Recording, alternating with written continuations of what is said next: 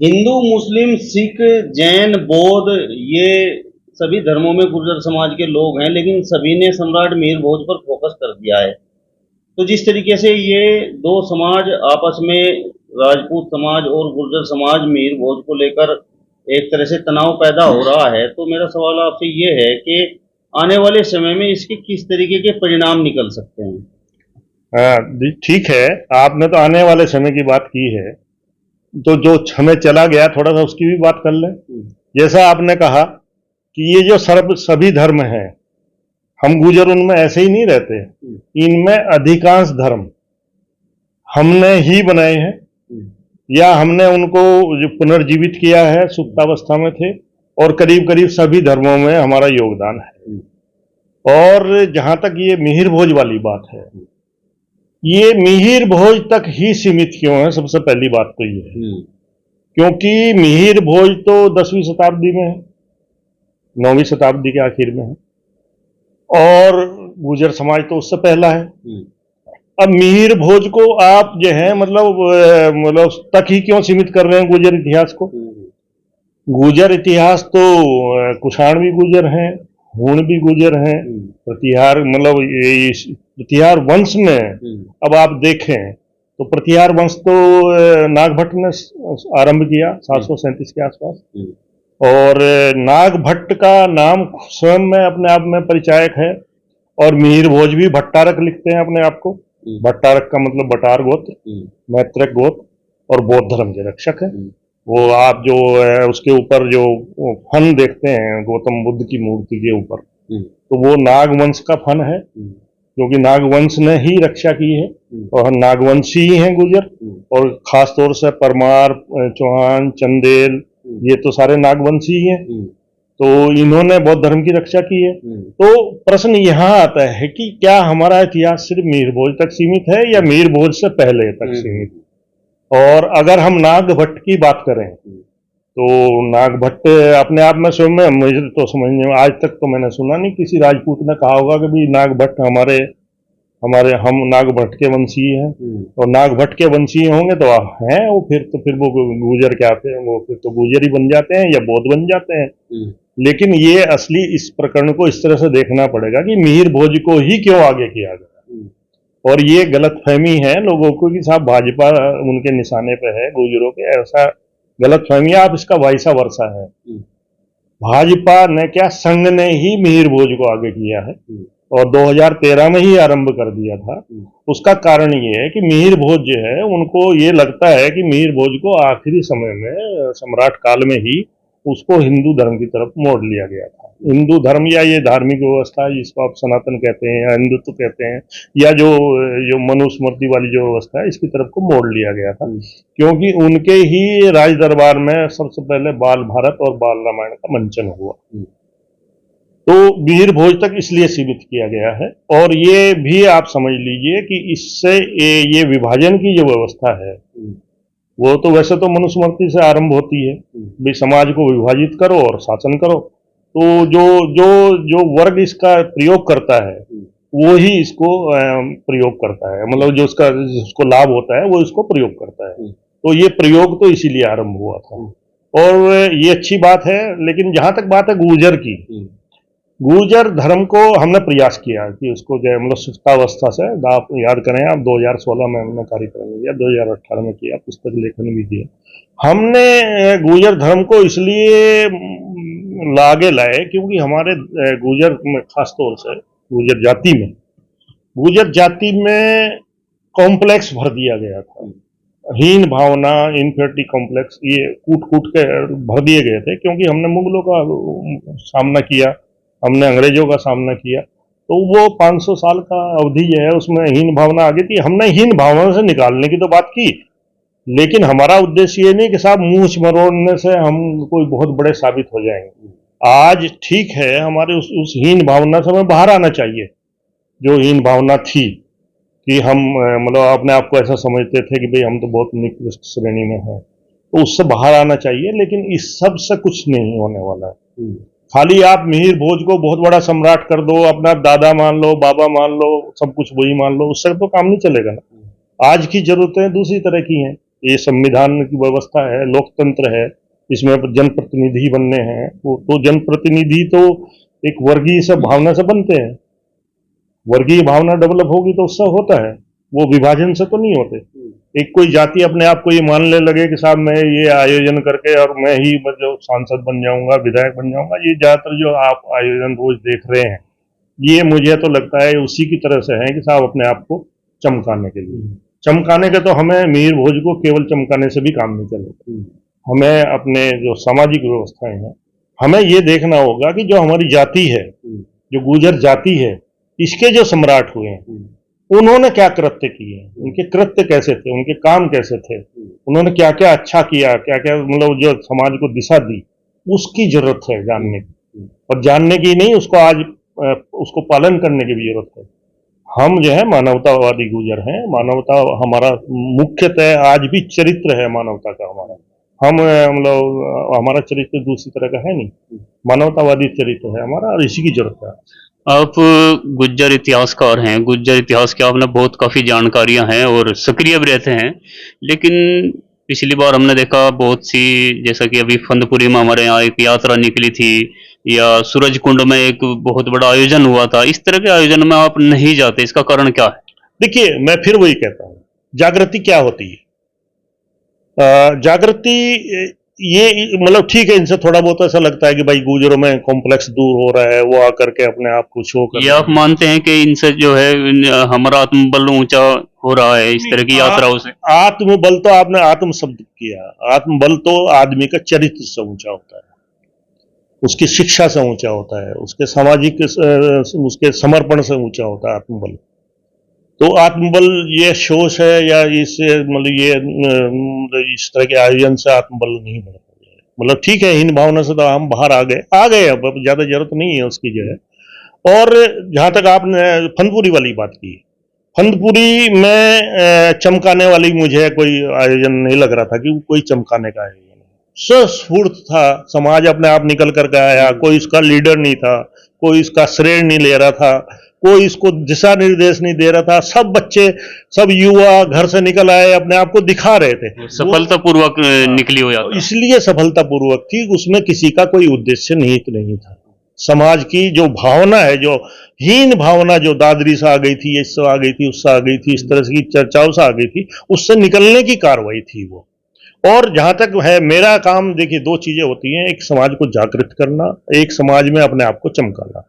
मैं जो बेसिक जो मूल काम है, समाज को तथ्यात्मक बातों पर ले जाना। हम तथ्यात्मक बातों पर जाना पड़ेगा, हमें जो कहा सुना या जो हमने अब तक सुना उससे नहीं काम चलेगा।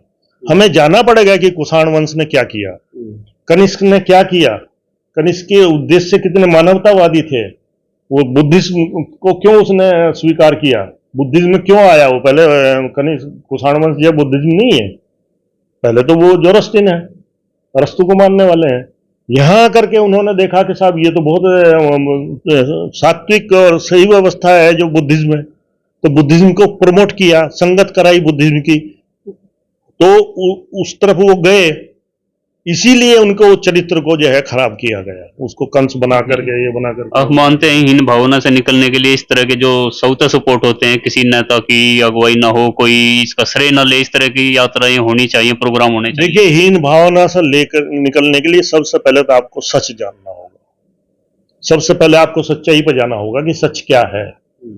जब भी आपकी आत्मा या आत्मबल या आप मन से आप स्वीकार करेंगे कि हाँ मैं उस खटाना, चेची, कुषाण, प्रतिहार, इन सब वंशों में मेरा हूं, मैं सब में से हूं गुजर, और हमारे कोई भी कर्म खराब नहीं है, इससे आत्मबल आएगा, इससे चरित्र डेवलप होगा, इससे शिक्षा आएगी। दिक्कत यह है कि हम जो तथ्यात्मक बातें हैं उस पर नहीं कर रहे हैं, बस एक आयोजन लेकर के चल रहे हैं कि साहब मिहिर भोज से ही सब कुछ हो जाएगा। मिहिर भोज एक विवादित मुद्दा यकायक क्यों बना, या पहले से ही विवादित था, जैसे राजपूत और गुज्जर को लेकर? ये देखिए, मैं फिर वही कहता हूं कि एक व्यवस्था भारत में आज भी वो विभाजन करके शासन करने की नीति पर चलती है, और उसने यही नहीं किया। अभी आप मिहिर भोज को ले रहे हैं, आप हरियाणा में क्या हुआ, एक जाति को अलग थलग कर दिया गया, जाटों को। राजस्थान में क्या हुआ, गुजरों को। महाराष्ट्र में क्या हुआ, पाटीलों को। गुजरात में क्या हुआ, पटेलों को। किसने कराया, क्यों कराया? सीधे सीधे राजनीति के लिए किया। जो प्रभावी जाति होती है उसको और लोगों से अलग थलग करने के लिए ये व्यवस्थाएं की जाती है, और एक सुविचारित, सुव्यवस्थित और सुनियोजित होता है ये। तो आज के टाइम में इसके सीधा निशाने पर गुज्जर है इस तरह की कूटनीति का। अलग थलग करने के लिए है क्योंकि गुजरों में जागृति आ रही है, और ये पहले से पता था, ये भी बता दूं मैं आपको, ये आज से नहीं हो रहा। 1990 से ही ये योजना बना ली गई थी। यदि गुजरों को अपने बारे में सब कुछ मालूम हो गया, सच मालूम हो गया, तो ये व्यवस्था जो उनकी जो अब तक चल रही है 1920 से, वो चल नहीं पाएगी। हाल फिलहाल जितने भी रैलियां हुई हैं, आयोजन हुए हैं, गुज्जर आयोजन या जो भी विवादित मुद्दा रहा है, सीधा सीधा बीजेपी सरकार से गुज्जर टकराया है। क्या इस चीज को, इसका सब खमियाजा आने वाले टाइम में बीजेपी भुगत सकती है?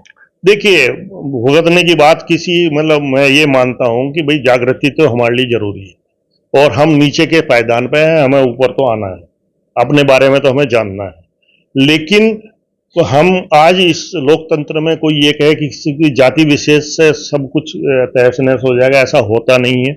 हम जो हमारे सम वो हैं पीड़ित, उनके साथ हमें आना चाहिए। मेरा सवाल आपसे ये है कि जिस तरीके से मीर भोज के नाम पर अब देश के अलग अलग राज्यों में यात्राएं हो रही हैं, तो क्या उनमें गुर्जर समाज के कुछ ऐसे लोग हैं जो बस अपने आप को चमकाने के लिए इसे एक तरह से हवा दे रहे हैं? हाँ, निश्चित रूप से।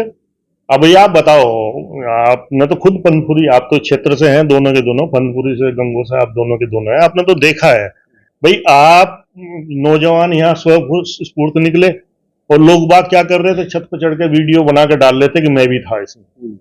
मतलब ये मैं नहीं समझता कि जो इस क्षेत्र के नहीं है, जो सहारनपुर के नहीं है या मुजफ्फरनगर के नहीं है, उनको क्या सहारनपुरी सबको दिखाई दे रहा है कि साहब यहीं से मैं चमक जाऊंगा? ऐसा लग रहा है लोगों को साहब यहाँ की तो वोट बस मुझे मिल ही जाएंगे, और यहीं आके कर लूँ मैं सारा का सारा आयोजन, ये कर लूँ वो कर लूँ। लेकिन एक बात जैसे मैंने कही, भाई देखिए, स्वस्फूर्त आंदोलन था, अपने बारे में लोगों को कुंठा थी, उसको निकालना था, नाराज भी थे दादरी प्रकरण से और आगे भी चाहते हैं बच्चे, लेकिन हम बच्चों को दिशा देने में असमर्थ हैं। ग्वालियर में जिस तरीके से प्रकरण हुआ और गुर्जर समाज के नौजवानों पर लाठीचार्ज भी हुआ और बहुत से लोगों पर मुकदमे भी दर्ज हो गए हैं, और प्रतिक्रिया स्वरूप गुर्जर समाज के लोगों ने भी वहां पर पुलिस प्रशासन के साथ एक तरह से धक्का मुक्की की और पत्थर फेंके, कई पुलिस के जवान घायल भी हुए और गाड़ियां भी वहां पर टूट गई। ये सब सम्राट मीर भोज के नाम पर हुआ, तो इस पर आप क्या कहेंगे? देखिए, सबसे पहली बात तो यह है कि आपने एक रहीम का दोहा सुना है, रहीमन कबहू न निभ सके बैरी कैरी के संग, वो दौलत मद आपने वाके फाटक अंग। अभी ये जो समाज है, बैरियर केरी कौन सा समाज है? ये पिछड़ा वर्ग समाज है। मतलब ये केला जो है वो पिछड़ा वर्ग समाज है, और दूसरा जो है जो सत्ता वाला जो है वो तो अपने मद में डोलता है, और उसके चीथड़े उड़ जाते हैं समाज।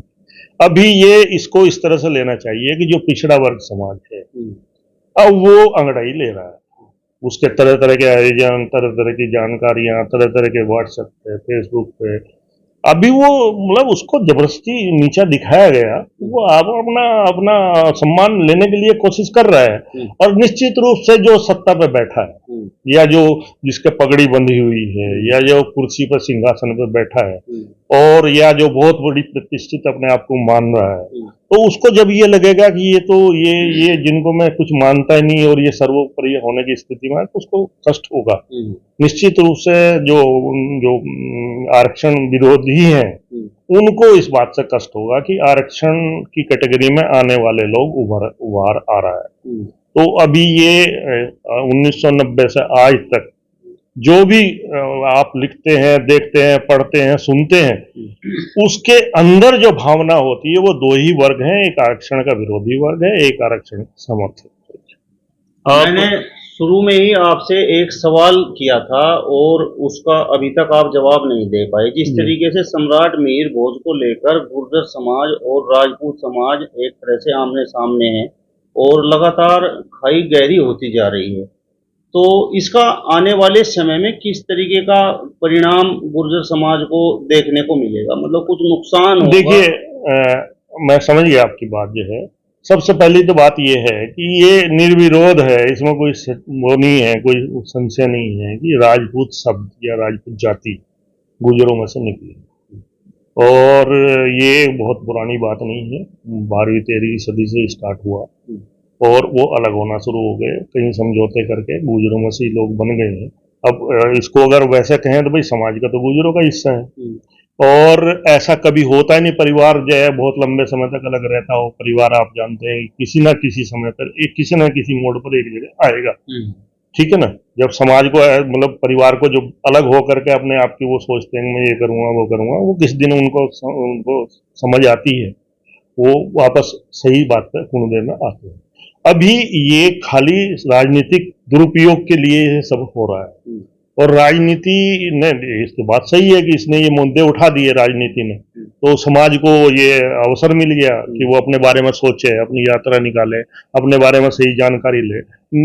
निश्चित रूप से इससे जागृति तो आई और समाज को अपने बारे में वो ज्ञान भी हुआ, नहीं तो किसी को कुछ कहने से, क्योंकि मिहिर भोज बहुत बाद के राजा हैं तो वहां पर जाकर के थोड़ा विरोध होता है। अभी मैं तो ये मानता हूं कि वो दिन आएगा जिस दिन सारे समाज को समझ आएगी कि नहीं, हम एक ही डीएनए है हमारा, एक ही वंशावली है, कुछ गलतियां हुई हैं, उन गलतियों को सुधारा जाए, इकट्ठे आया जाए और राजनीतिक दुरुपयोग बंद होना। आप काफी लंबे समय से गुज्जर एकता पर बल दे रहे हैं, एक तरह का एक प्रोग्राम भी चलाते हैं आप, आनुवंशिक बल सुनहरा कल। और गुज्जरों की अगर संख्या की हम बात करें तो सबसे ज्यादा गुज्जर जो है हिंदू गुज्जर और मुस्लिम गुज्जर हैं। क्या आप जो प्रयास कर रहे हैं हिंदू गुज्जर और मुस्लिम गुज्जर के बीच की जो आपस में खाई है राजनीतिक कारणों से या किसी अन्य कारणों से, क्या ये नजदीक आते दिखते हैं आपने? आपका प्रयास कहीं ना कहीं कुछ सफल हो रहा है या नहीं हो रहा है? देखिए, दो चीजें हैं हमेशा ये, मतलब पहले के सवाल के कंटिन्यूटी में जो आपका सवाल था, जब भी सामाजिक उभार आता है उसको धार्मिक व्यवस्था से कुंठित किया जाता है, दबाया जाता है। सामाजिक चेतना को धार्मिक चेतना से दबाया जाता है। ये यहाँ नहीं, भारत में नहीं, ये पूरी दुनिया में हुआ है, ये यूरोप में हुआ है, सब जगह हुआ है। ये मतलब धार्मिक व्यवस्था से उसको दबाने की व्यवस्था की जाती है। और जहां तक ये हिंदू और मुस्लिम की बात है, ये विभाजन जो है या धार्मिक शब्द, ये हिंदू और मुस्लिम दोनों आए ही एक समय में है, करीब करीब जो है, बहुत ज्यादा फर्क नहीं है। अब हम जो अभी तक जो हमारे जो पिछली सदियां गुजरी हैं उसमें समाज को, खास तौर से हमारे देश में, वो इस हालत में नहीं था कि वो अपने विकास के बारे में, अपनी अच्छी शिक्षा के बारे में या अपने उसके बारे में सोच पाए। उसको खाने की समस्या थी, उसको पहनने की समस्या थी। तो ऐसी स्थिति वाला आदमी हमेशा भगवान पे, गॉड पे, खुदा पे भरोसा करके जीवन जीता रहता है, वो चलता रहता है। और अभी स्थिति यह है कि धार्मिक व्यवस्था में जो प्रयोग होता है वो डर होता है। ज्यादातर धर्म डरा करके जो आदमी को कंट्रोल करते हैं, लेकिन बुद्धिज्म में ऐसा नहीं। बौद्ध जो है वो डर को ही सबसे पहले कहता है। उसने कहा भी मृत्यु होनी है, उन्होंने कहा भी दुख आने हैं, वो आपको बीमारी होनी है, तो इनसे डरने का क्या है। और दूसरे वो पुनर्जन्म को नकारता है। भाई यही तो है, भाई डरने का कारण हमारे क्या है। और दूसरी तरफ क्या है, चाहे वो इस्लाम है चाहे वो हिंदू है, वो डराएगा, इससे डरो उससे डरो, ये होगा वो होगा, कयामत होगी, स्वर्ग में जाओगे नरक में जाओगे, ये होगा पुनर्जन्म में होगा। तो अभी ये तब तो ठीक था जब बुद्धि विकसित नहीं थी। वो आज तो मानव की बुद्धि विकसित है, आप लोग एजुकेटेड लोग हो, भला बुरा सोच सकते हो। डर से क्यों भाई, आप समझा कर भी तो नियंत्रित हो सकते हैं, सामाजिक नियंत्रण भी तो हो सकता है, शिक्षा से भी तो नियंत्रित हो सकते हैं, अच्छा बुरा सोचने से भी तो नियंत्रित हो सकते हैं। यानी कहीं ना कहीं धार्मिक मान्यताएं जो हैं वो इस तरह की एकता में और सच जानने में बाधा उत्पन्न करती है। मैं स्पष्ट कहा है कि सामाजिक उभार को धार्मिक व्यवस्था से दबाया जाता है। सब करते हैं, तुर्की में भी हुआ है, यूरोप में भी हुआ है, सब करते हैं इसको, भारत में ही नहीं हुआ। धर्म को प्रयोग किया जाता है, राज सत्ता के लिए भी किया जाता है, और ये अच्छी मतलब ये स्थिति यहाँ आ गई है कि धर्म प्रयोग हो रहा है राज सत्ता के लिए भारत में, डेमोक्रेसी में प्रयोग हो रहा है, लोकतंत्र में प्रयोग हो रहा है, लेकिन नुकसान इसमें धर्म को ही होगा, ये निश्चित समझिए। सत्ता तो राजनीतिक सत्ता तो आती रहती है, जाती रहती है, राजा वो मंत्री संतरी बनते रहते हैं, लेकिन अगर आप धर्म को प्रयोग कर रहे हैं तो निश्चित रूप से हानि धर्म की होगी, इसके लिए तैयार है। चलिए, तो इंजीनियर चौधरी शेषराज कुमार जी को आपने सुना, जिन्होंने सम्राट मिहिर भोज और अन्य तमाम मुद्दों पर बड़े बेबाक तरीके से अपनी राय रखने का काम किया है। फिलहाल इस वीडियो में बस इतना ही, अगले वीडियो में फिर आपसे मुलाकात होगी, तब तक बने रहिए हमारे चैनल के साथ। नमस्कार।